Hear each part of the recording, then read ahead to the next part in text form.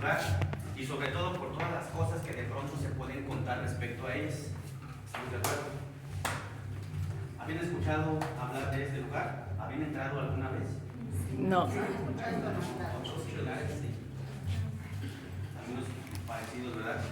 Bueno, pues fíjense que este espacio, que son las criptas, están diseñadas, están hechas especialmente para venir a guardar los restos de muchos salmantinos que por generaciones atrás, pues obviamente estuvieron entre nosotros,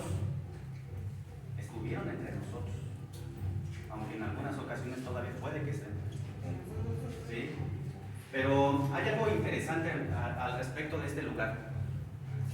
Este sitio originalmente fue uno de los caminos que se utilizaron como de las rutas secretas para poder decir acerca de los famosos túneles, ¿sí? Salamanca como tal, en este complejo, en este convento, tuvo 5 rutas o 5 caminos, ¿sí? Entre ellos, uno de los caminos que llevaban, o el túnel más largo, era el que iba precisamente con destino a Valle de Santiago y que salía allá por la altura de la comunidad de Palo Blanco. Aquí mismo en la ciudad, en lo que era en la entonces Villa de Salamanca, los caminos que se hicieron secretos llevaban a diferentes puntos. Uno de ellos era para ir a la casa del inquisidor. ¿Saben dónde está? Sí. Junto a la parroquia antigua. Hay un ladito, ¿verdad? Esa era una de las salidas. El otro era en la famosa Alhóndiga. ¿La ubican? En la calle 5 de Mayo, en la Dulcería Leoncito. Allí estuvo la Alhóndiga que originalmente tuvo Salamanca. Pero también llevaba a otras partes, como la parte oriente, como lo que es el punto más interesante. ¿Ubican la tienda La Huascalentense? Allí hay otra salida. ¿Y aquí vivía? ¿Mande? Lo que pasa es que era parte de la ruta, pero con el paso del tiempo, de pronto los túneles en el camino se hundían. Entonces no faltaba quien aprovechara para precisamente hacerlo de ahí su servicio. Los túneles como tal era una manera de utilizarlos con el propósito de salir de una manera secreta sin que nadie los viera a los frailes, y esto por supuesto con el propósito de que si llevaban por ejemplo a la Alhóndiga, llevaban el diezmo, todo lo que habían juntado, pues que allá afuera en el pueblo nadie los viera. Que si llegaba un feligrés y decía dejo mis pertenencias, dejo mis bienes en sus manos mientras pasa la revolución o la guerra, también igual salían por ese mismo conducto, ¿sí? Y pues obviamente otro de los túneles, ubican donde estuvo antiguamente una famosa cantina llamada El Nopal, de manera antigua. ¿Dónde estuvo ubicada? No. En la calle Pípila, ¿sí? A espaldas del señor del hospital ubican una casa vieja, abandonada, en la mera esquina. Bueno, pues allí precisamente, por ahí fue una de las salidas también que tuvo uno de estos túneles. Entonces, con esto, al final de cuentas, nosotros estamos pues realmente dando a conocer que sí, en Salamanca hubo túneles y que se utilizaban de manera privada.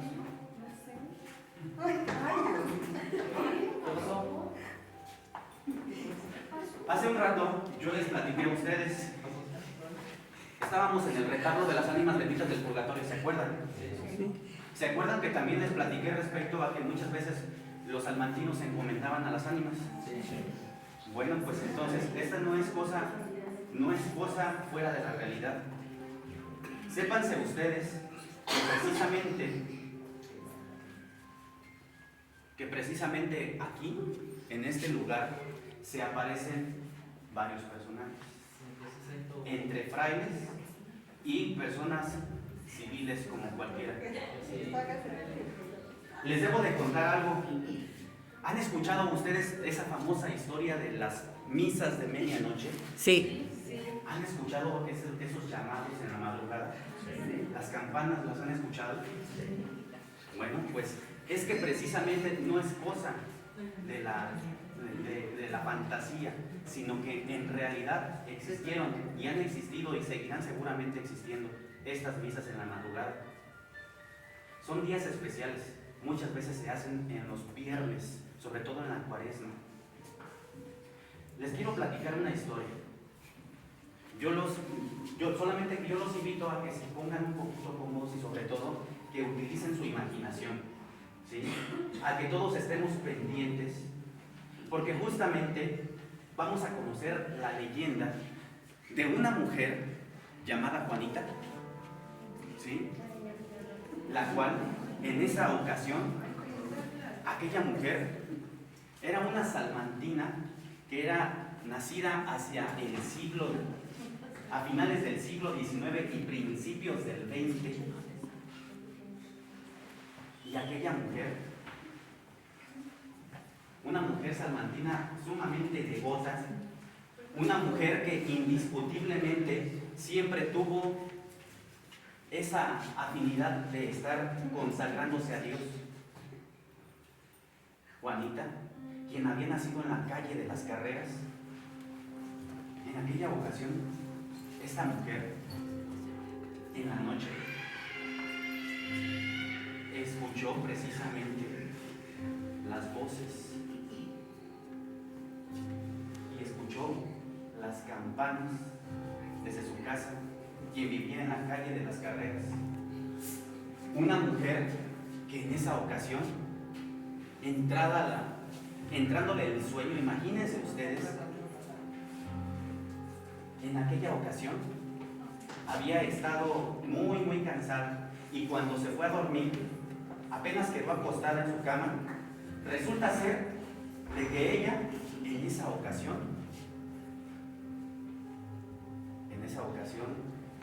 entre sueño, escuchó las campanas que justamente le avisaban que era momento de despertar, levantarse e ir a misa.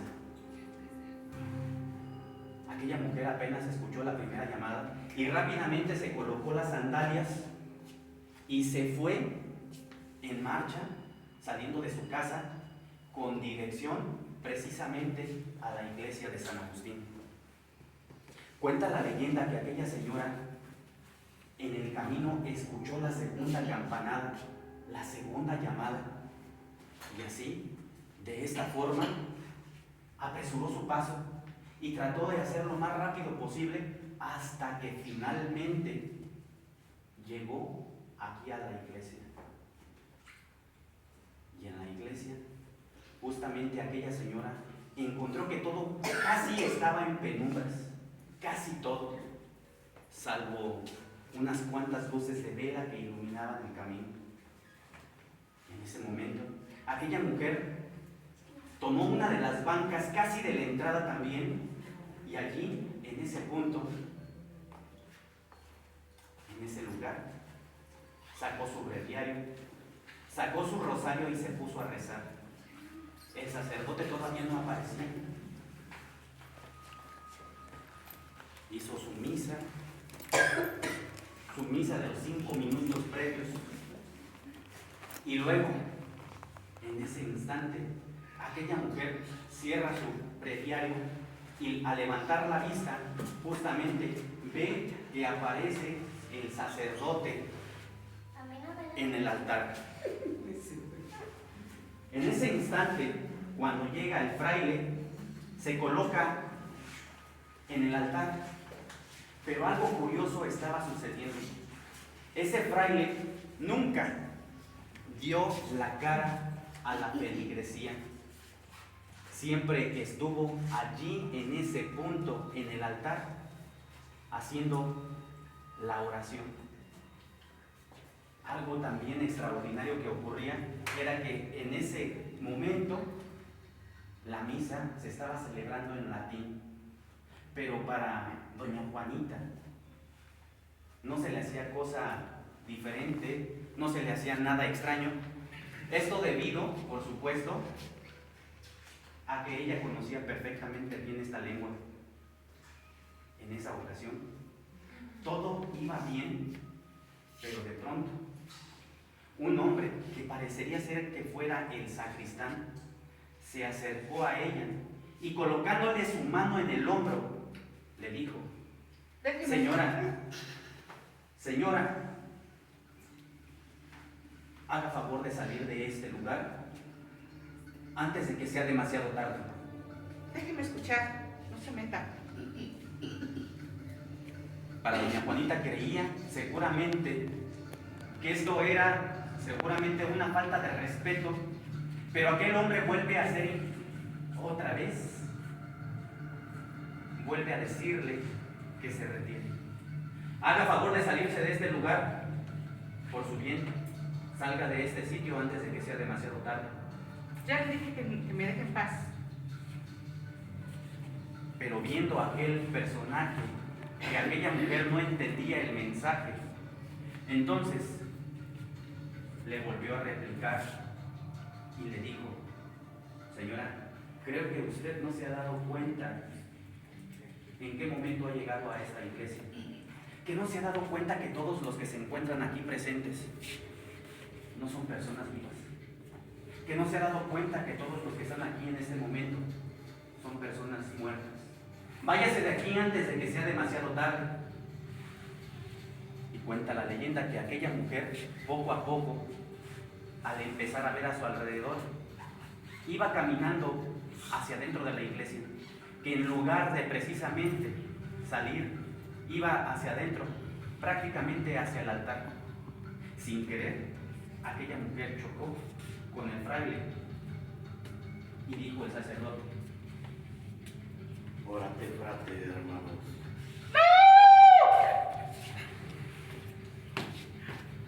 Y en ese momento, aquella mujer se dio cuenta que inclusive el mismo fraile era una persona que ya había fallecido. Órate, frate, órate, frate, órate, frate, que significa ruega por nosotros, ruega por nosotros, ruega por nosotros. Eso eran las palabras que aquel sacerdote al final se retiró de ese recinto pregonando.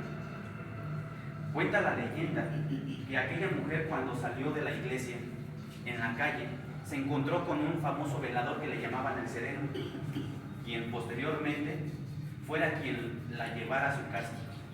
Pero así también cuenta la leyenda que aquella mujer en la tercera noche finalmente falleció.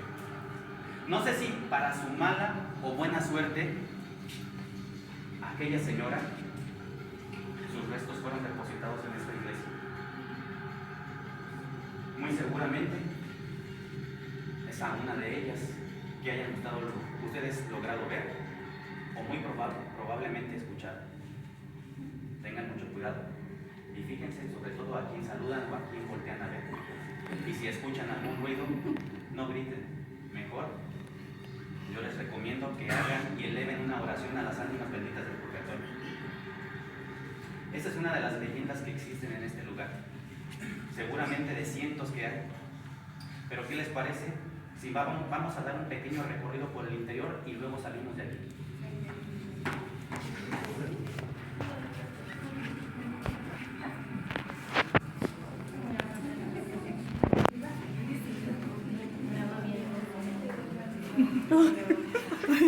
Pásele, No, pásele. Ay, niñita.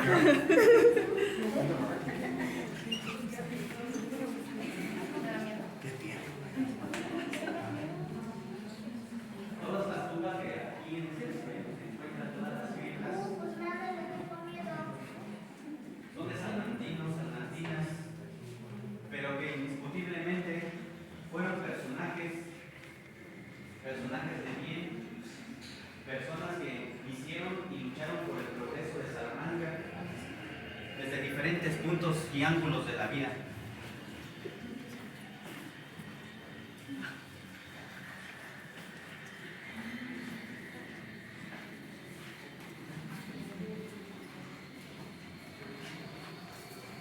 ¿Cuál es la que tiene más tiempo?